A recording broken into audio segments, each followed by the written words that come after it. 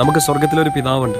ചില സമയത്ത് സൈലന്റ് ആയിരിക്കാം, ഉത്തരം തരുന്നില്ലായിരിക്കാം. നിന്നെ കൈവിട്ടത് കൊണ്ടല്ല, ദൈവം ഒരു അനുഭവം നിനക്ക് തരികയാണ്. നിശബ്ദനായ ദൈവത്തിന്റെ അനുഭവം.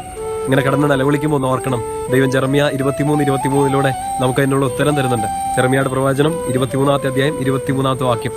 അടുത്തായിരിക്കുമ്പോൾ മാത്രമാണോ ഞാൻ നിങ്ങൾക്ക് ദൈവം? അകലെ ആയിരിക്കുമ്പോഴും വിദൂരത്തായിരിക്കുമ്പോഴും ഞാൻ നിങ്ങൾക്ക് ദൈവമല്ലേ? ആ ഒരു ശബ്ദം നമുക്ക് കേൾക്കാൻ സാധിക്കണം. ഇച്ചിരി ദൂരത്താണ് ദൈവം. ചില പ്രതിസന്ധിയുടെ ഘട്ടങ്ങളിൽ ഞാൻ ഒറ്റയ്ക്കായി പോവുകയാണെന്നൊക്കെ തോന്നുമ്പോൾ, ദൈവം കൂടെയില്ലാന്ന് തോന്നുമ്പോൾ, ദൈവം കൈവിട്ടുമെന്ന് തോന്നുമ്പോൾ വിഷമിക്കരുത്. വീണ്ടും പ്രാർത്ഥിക്കുക. ഈശോയെ പോലെ പറയാൻ പറ്റണം, എൻ്റെ ആത്മാവിനെ നിന്റെ കരങ്ങളിലേക്ക് ഞാൻ സമർപ്പിക്കുന്നു. എൻ്റെ ജീവിതം, എൻ്റെ കടബാധ്യത, എൻ്റെ ശുശ്രൂഷകൾ, എൻ്റെ പ്രവർത്തനങ്ങൾ, പഠനങ്ങളെല്ലാം കർത്താവേ, ഇത് മാറാൻ ഞാൻ ആഗ്രഹിച്ചു, ഇതിലൊരു പ്രകാശം കാണാൻ ഞാൻ ആഗ്രഹിച്ചു. നീ നിശബ്ദനാണ്, എങ്കിലും ഇത് നിന്റെ കരങ്ങളിലേക്ക് സമർപ്പിക്കുന്നു. കാരണം സ്വർഗത്തിൽ അങ്ങല്ലാതെ എനിക്ക് വേറൊരു ആശ്രയമില്ല. ഈ ഭൂമിയിൽ അങ്ങല്ലാതെ മറ്റൊരു പ്രകാശം എനിക്കില്ല.